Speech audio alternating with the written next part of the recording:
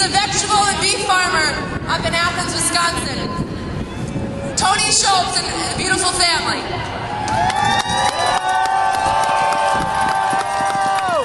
Has anybody seen Tom Joad? Tom Joad, could you please report to the speaker's desk? My name is Tony Schultz. I'm a member of Family Farm Defenders, Farmers Union. I'm a third-generation family farmer, born and raised on a 50-cow dairy.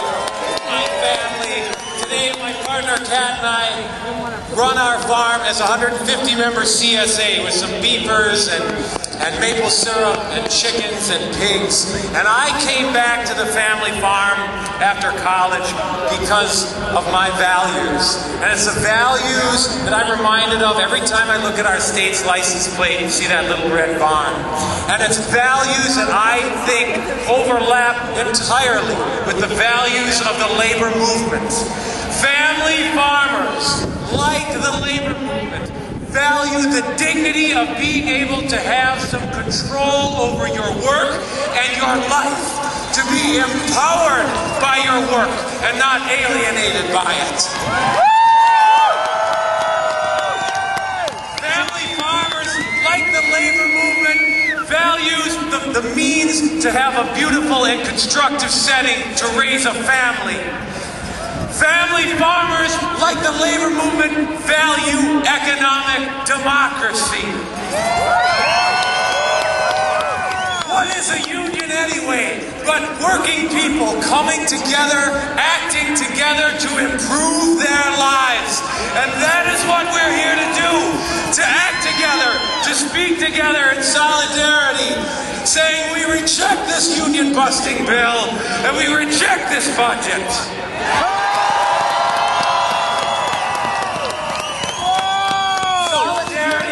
Farmers and workers is an old and sacred alliance of producers that dates back beyond the populist movement.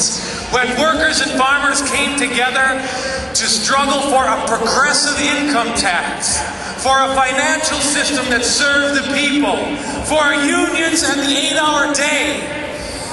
And we stand together today. Listen to these quotes from populists over 120 years ago. Tom Watson, a Georgia populist, said, and this couldn't be truer, "The fruits of the toil of millions are boldly stolen to build up the fortunes of a few, unprecedented in human history." Ignatius Donnelly, the Minnesota populist, said in 1890, "The interests of rural and urban labor are the same. Their enemies are identical." For more than 100 years, we have been fighting together. We have been picketing together. We've been dumping milk. We've been sitting in. We've been blocking traffic. And we are going to take this state back.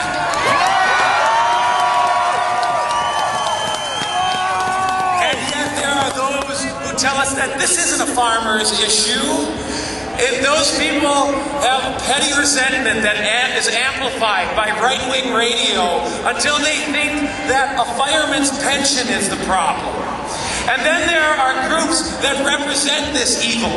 The Dairy Business Association was here on Wednesday at 8 Day at the Capitol saying, "Hooray for Walker's budget." Well, I want you to know that those aren't farmers. They're agribusiness corporations with a few factory farmers in front, and I want Wisconsin and the world to know that this is a real Ag Day at the Capitol.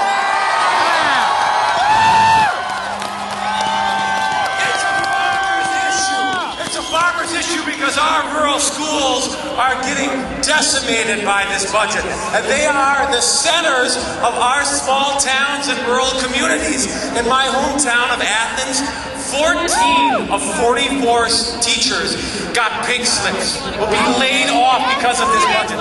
It's bad for our children's education. It's bad for the stability of our town. It's bad for the very future of our school district, and we say no. It's a farmer's issue because Scott Walker wants to hack Badger Care. 11,000 family farm members depend on Badger Care because of the exclusivity of for-profit health insurance companies and because of the pathetic and volatile price we receive for milk and other commodities that don't meet the cost of our production. We depend on this, but we support Badger Care. It's a farmer's issue because we have been battling for corporate power for more than a century. This budget could not be a clearer manifestation of corporate power, and we say no. It's a farmer's issue because public workers are our friends and our neighbors and our family members, and we stand in solidarity with them.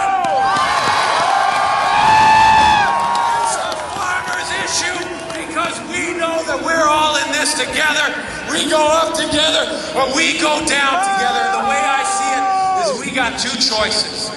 I can have my unions busted and stand alone and be pitted against my neighbor in a desperate and unequal economy. Or we can come together to say, this is what our families need. This is what our communities need. This is what a just wage is. This is what democracy looks like.